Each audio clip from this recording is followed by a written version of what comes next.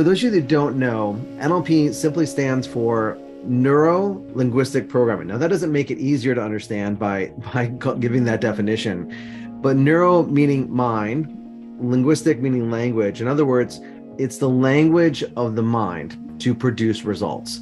How do we use and speak the language of the brain so we can actually get different results? And the results we're talking about are in relation to challenges that we have in the world. So I want to go over big picture. What are the four main challenges that we have as business owners and business leaders? And these are some of the common challenges that we deal with at the macro level. We have the market challenges, changes in the market. We'll talk about some of those pieces in a moment. Mindset, communication, and behavior. And we're going to talk about mindset. Obviously, we're talking about money mindset throughout our training here, but this is the landscape with which we start. We're starting by talking about perhaps supply chain issues. It's taking longer to get things. The costs are going up, market changes, increased competition, interest rates, policies, politics, economy. These are all things that affect our business, much of which we can do little about except focus on what we can focus on. Inside of that environment, we have our own mindset issues. We have self-worth issues, perhaps the idea of imposter syndrome, where we feel like, man, if people only knew what I went through, that they wouldn't believe in me or they wouldn't follow me. And it's because I feel a little bit inadequate sometimes. Fear, rejection, feeling isolated, lack of motivation, stuck, overwhelmed, burnout, all the things, and any number of things that really could happen on the mindset level. In dealing with other people, we have communication issues in relation to leadership, sales, with clients, with different personalities, setting boundaries, vendors, personal and family relationships as well. How do we improve that? And then lastly, we have our own behaviors. Are we being consistent? One of the reasons I imagine why you want to do the weekly check-ins is to create that consistency. When we're left on our own devices, it's too much time. And without having that accountability, we can go to old destructive behaviors that are not really serving us, our team, our employees, and our clients ultimately. Investing, networking, time management, self-sabotage, procrastination, the list goes on and on of the problems that we can have. And so ultimately, we're going to be focusing on mindset, but how we judge how well we have our mindset dialed in typically is by looking in our environment and evaluating the results that we have.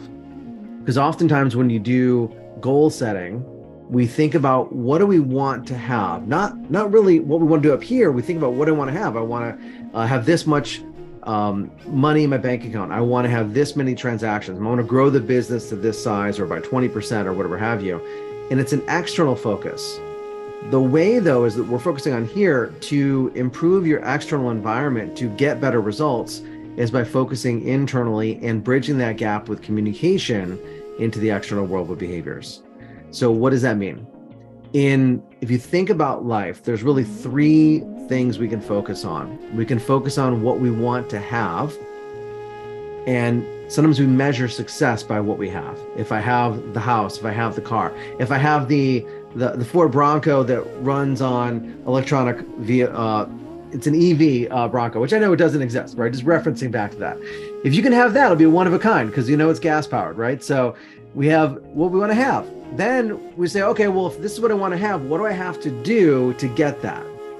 And we break it down into, okay, well, here's my goal, here's my action steps, and now we have a plan for success, and we work towards that. And that's kind of like the normal coaching model that you might go into. Same thing you probably do with your employees is, okay, this is what our results are. This is what we're going to do to make it happen. Let's measure, monitor, and adjust as we go. But the best way to get what you want and do what you want to do is to actually be who you want to be. It's called the be, do, have model. And a lot of times we've gotten to results. We've gotten the result we're looking for. How many of you have ever gotten what you wanted and felt good about it for a while, but then asked yourself at some point, is this all there is? How many of you ever had that moment before? Like you save up, you build the business and you bring it to a certain level and you're like, man, I did it, I'm here. And then all of a sudden, oh, is this all there is? And we start to feel a little bit unfulfilled. And we say, I know what it is. I need to set a bigger goal. Oh, I'm going to get a bigger house, a bigger car. And we get super excited about that. And we work really hard and we get there. And for most achievers, which I imagine many of you are in this room, we don't really celebrate success. We celebrate success by figuring out what's the next mountain that I want to climb. And so then we have all the things, we look back, we're not feeling fulfilled, and we say, oh, I know what it is. Maybe it's what I want to do. I'm going to go on vacations, I'm going to go on trips, we're going to do all these things. And then you do all the things and you say, man, is this all there is? And then we look even deeper inside and say, man, maybe it's not about having, maybe it's not about doing, it's about who do I need to be? So where it all starts is really focusing on who we are. Because if you're being who you're meant to be and living in accordance with your values and your beliefs and your principles and things that are important to you, then the doing and the having are a byproduct of that. Sure, we can short-term power through, but it's not really sustainable unless we're in alignment.